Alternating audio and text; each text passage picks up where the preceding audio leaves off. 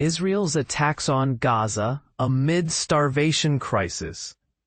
Live updates. In a tragic escalation of violence, Israel has reportedly claimed the lives of nearly 70 individuals in Gaza, amidst a growing crisis of starvation that has already led to the deaths of many. This situation is not just a statistic. It represents the suffering of real people caught in a dire humanitarian crisis. As of August 3, 2025, the health ministry in Gaza has confirmed that 6 additional Palestinians have succumbed to starvation and malnutrition, raising the total fatalities to 175, which includes a heartbreaking 93 children.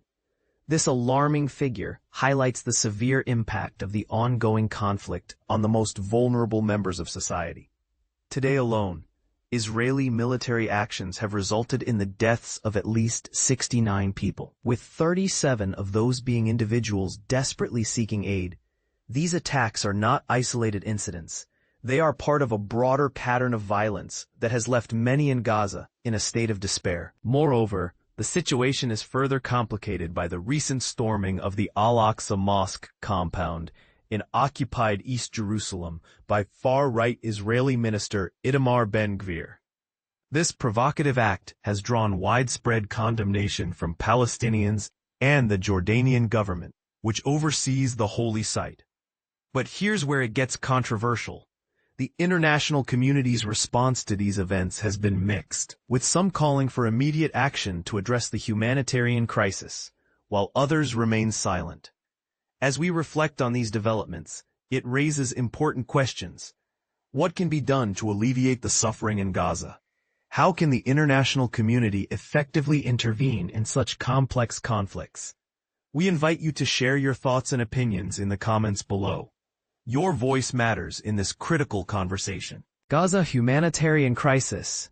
6 more die of hunger as UN fuel trucks arrive. 6 more people died of starvation and malnutrition in Gaza over the past 24 hours, according to the Gaza Health Ministry, which cited an estimated 175 deaths since Israel curbed fuel deliveries months ago. This surge has intensified the conflict, as Israel claims UN fuel trucks delivered essential supplies to hospitals, bakeries, and other critical services, despite Gaza's severe shortages. Meanwhile, Palestinian authorities report that 4 Israeli soldiers were killed in a hospital operation, while medics warn that fuel shipments have been rare since March when Israel restricted aid access. A new development emerged in August, as Egypt's state-backed Al Qahira News TV confirmed 2 diesel trucks carrying 107 tons entered Gaza, months after Israel eased restrictions to pressure Hamas.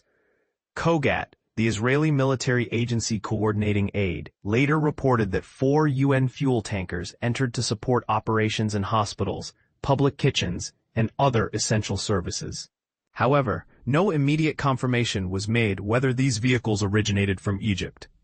The crisis has left Gaza's 2.2 million population vulnerable to famine, with international organizations stressing that airdrops are insufficient and more aid must be transported by land to prevent widespread starvation.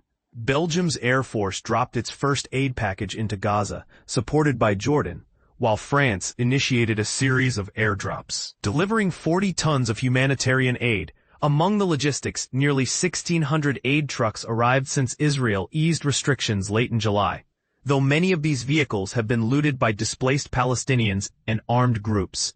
Over 700 fuel trucks entered Gaza in January and February, during a ceasefire, before Israel cracked down in March.